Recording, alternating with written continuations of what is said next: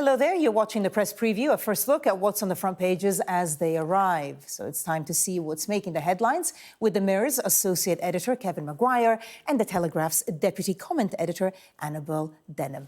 Welcome both. They'll be with us from now until just before midnight. So let's see what is on some of those front pages. On the front page of the Telegraph, it's covering the claims by Hamas that a 10-month-old baby held hostage has been killed in Gaza as Israel's prime minister pledges all-out war. The Daily Express's headline on that story, smile of an innocent lost in a war with no end. The Mirror's front page reports the A&E units are in crisis, with more than half inadequate or needing improvement. The Financial Times hears that relations between the US and India are on uncertain ground after federal prosecutors sought to bring charges against an Indian official for plotting to kill a Sikh separatist in New York. And the iPaper reports that the pensions triple lock is under threat from 2025, with neither Conservatives nor Labour committing to raising the state pension using the current policy after the next election. And the Metro cites a study claiming that 6 years after schoolgirl Molly Russell took her own life, technology companies are still deliberately aiming harmful content at young people. And according to the largest study of its kind, air pollution from fossil fuel use is killing 5 million people worldwide every year, a much higher toll than previously estimated. That is what The Guardian is focusing on. And a reminder that by scanning the QR code you'll see on screen during the programme, you can check out the front pages of tomorrow's papers while you watch us. And we're joined tonight by Kevin Maguire and Annabel Denham. Thank you again for being with us. OK, let's start with the front page of the Eye. State pension, and the title is UK pensions triple lock under threat from 2025. The government effectively being told to maybe rethink the state pension increases. Kevin, what did you make of it? Yeah, the OECD, which represents really the industrial economies, surprisingly, I thought, it was very poor growth figures for the UK. Predicted the next 3 years, but comes out and seems to attack the triple lock.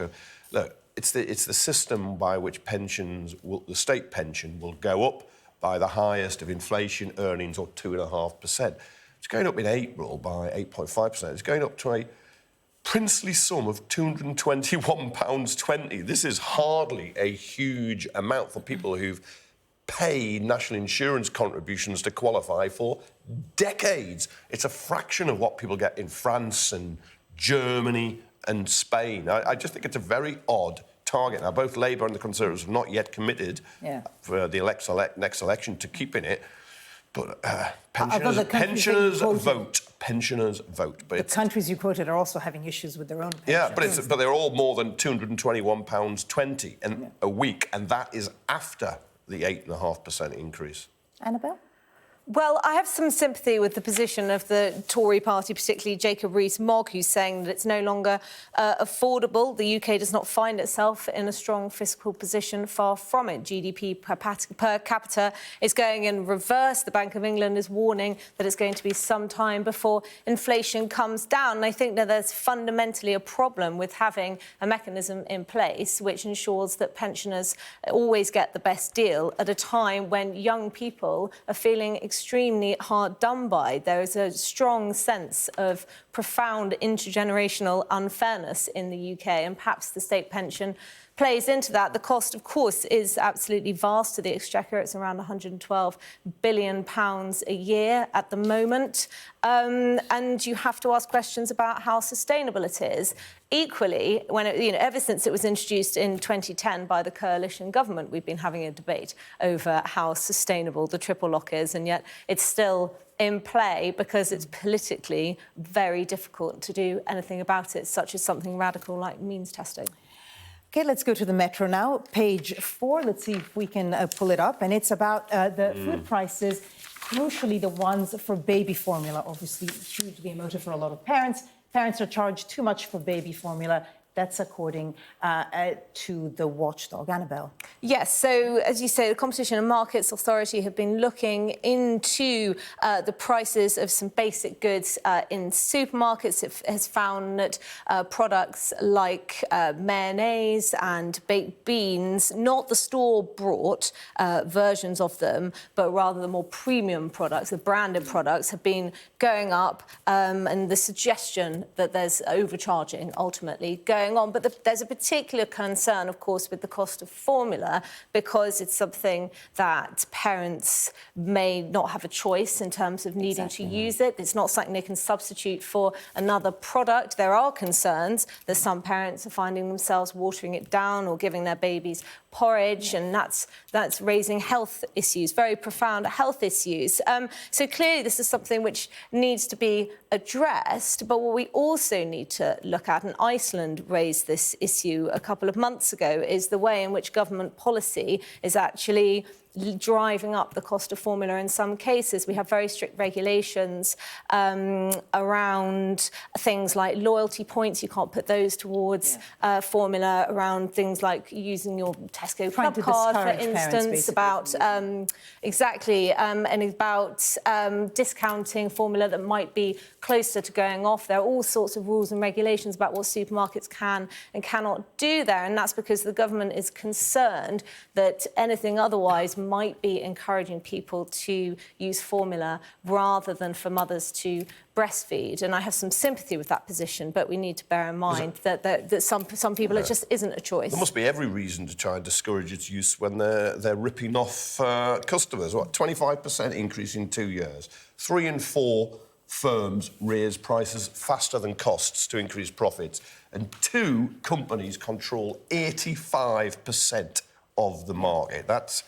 That's a monopoly that I think needs regulation rather than backing off. I think you're absolutely stick, not right. A feather duster. Well, I think we need to have more competition in the sector, but of course the investment, the R&D that is required in order to create formula is absolutely massive. We are starting perhaps gradually to see some challengers enter into the market, but one hopes that would bring down the cost. But no, ultimately, it costs a lot of money for producers to manufacture formula. They have to, as I say, put a lot of research into it. They have to use high-quality ingredients. There are strict regulations as well. There should be, given this is what we're going to be giving to babies, perhaps as a breast milk substitute.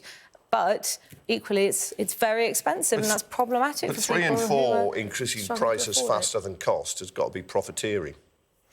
Well, I mean, that's certainly the conclusion that the Competition and Markets Authority has come to. But let's not bear in mind that before we entered into this inflationary period, there weren't these concerns about profiteering brands or indeed profiteering supermarkets, because we've heard a lot about that over the last few months. Greedflation, I think it's called, isn't it? Greedflation. But and yet that seems to have only started happening around the time that inflation began to soar. Well, I think there's a greater focus on it now when people are really feeling the pinch in the cost of living crisis.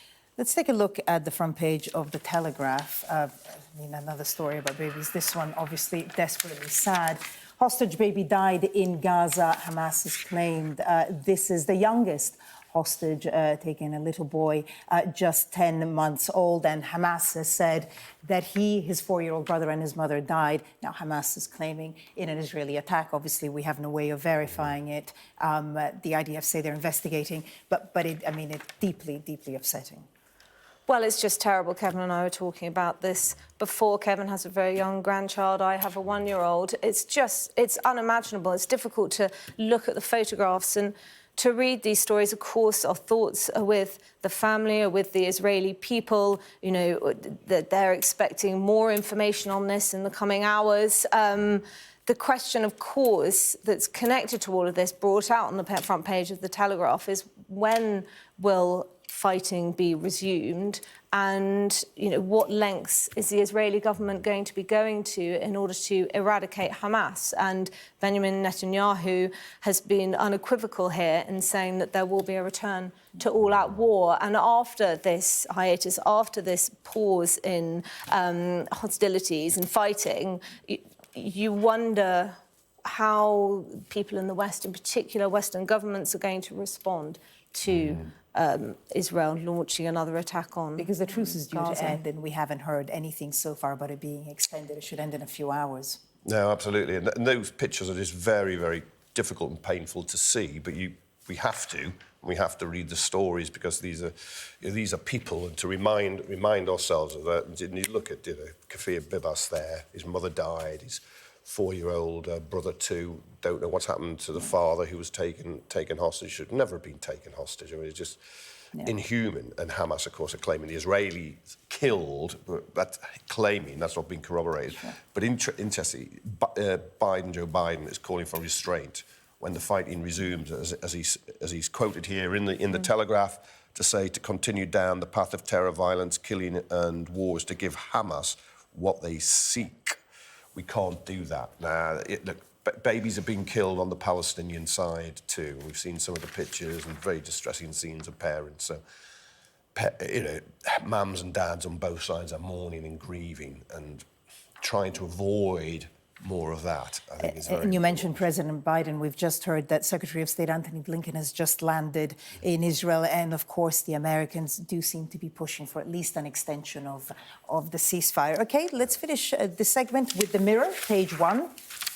The NHS in crisis, nightmare at A&E. Annabel. Yes, so this is the news that 107 out of 197 A&E units have failed to meet basic standards, and of course we're expecting this to get worse as we go into winter. The ambulance queues outside hospitals are only going to get longer, and the NHS is in such a perpetual state of crisis now that it's almost daily that we're reading stories about, today it was about delayed diagnoses because there's been a continuation of GP virtual appointments, perhaps because they haven't got the capacity to see patients face to face. That's leading to delayed diagnoses and worse outcomes for patients. Today we're reading about nightmares at A&E. And it's quite frankly terrifying, and we have to ask very serious questions about what needs to be done in order to fix our healthcare service so that we can prevent this. And as the Mirror points out, worse to come with winter, of course, the winter surge. 1 in 9 patients now at A&E waiting longer than 12 hours.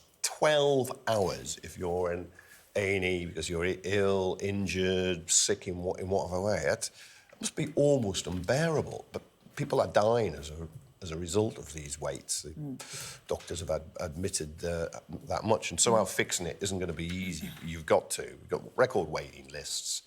There's a shortage of staff, and it's just not functioning. We can't continue. You've got to fix it for the patients, but it's for the people who work in the NHS as well, those frontline staff who are trapped in this failed system, working under impossibly difficult circumstances, often not being able to do what they've been trained to. It's them who I expect so will be dispiriting. Exactly. You're working in the NHS. Yeah.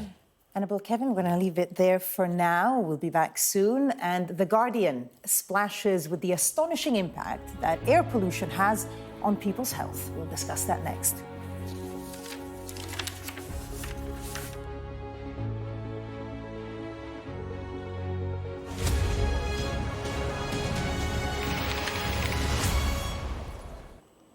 Welcome back. You're watching the press preview with me once again, Kevin Maguire and Annabel Denham.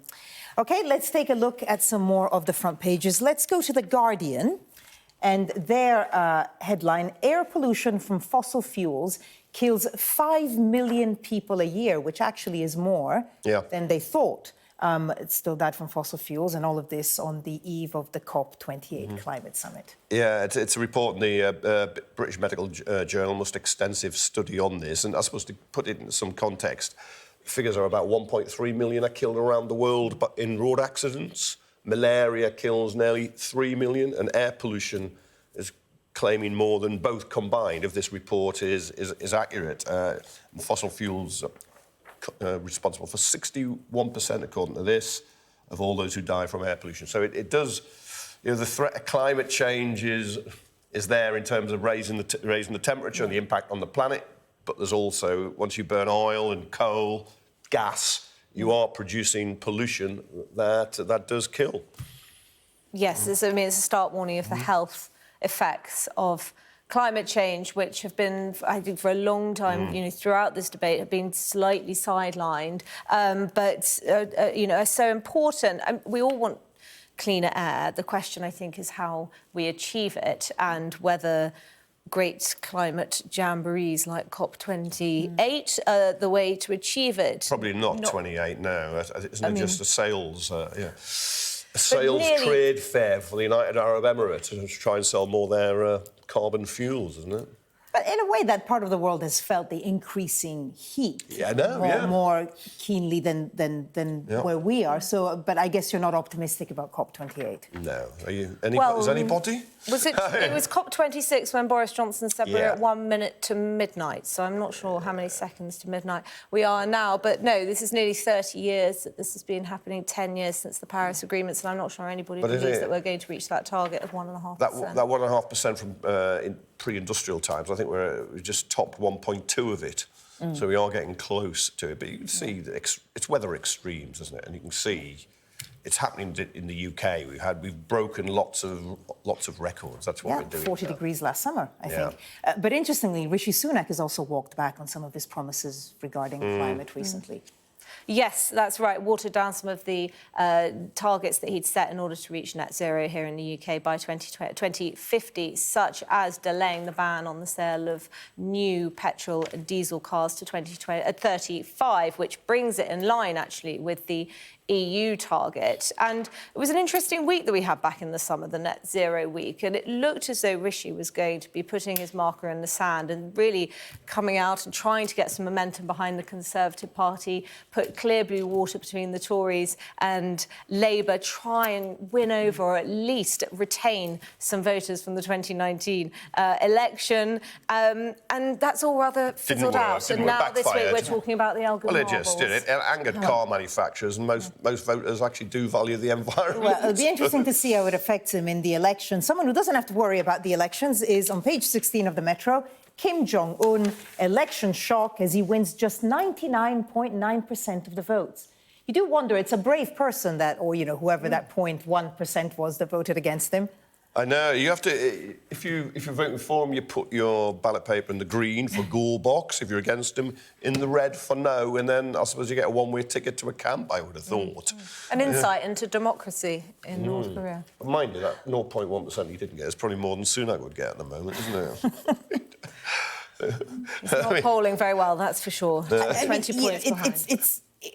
You know, we can be lighthearted about it, but the truth is that you still have a country like that where effectively they go through the motions of an election. But it's interesting they feel the need to have these sham elections to give this impression of authority. Yeah, because of course you're right. It's totally authoritarian. It's a horrible place. Most people are living in poverty and are absolutely terrified of him. I suppose this exercise would then prove that people are on his side, and that's what he wants. Well, it's a way of consolidating his power, which is almighty already. And Putin will be having elections shortly in Russia as well, and one expects that they will have a similar result. And as you say, you have to wonder what the point of the exercise is. Really, presumably more certainly internal not democratic than external, because no one outside of North Korea would really take that seriously. No. Annabel, Kevin, thank you so much. We'll look through some more papers later on. For the moment, thank you. And now let's take a look at the weather.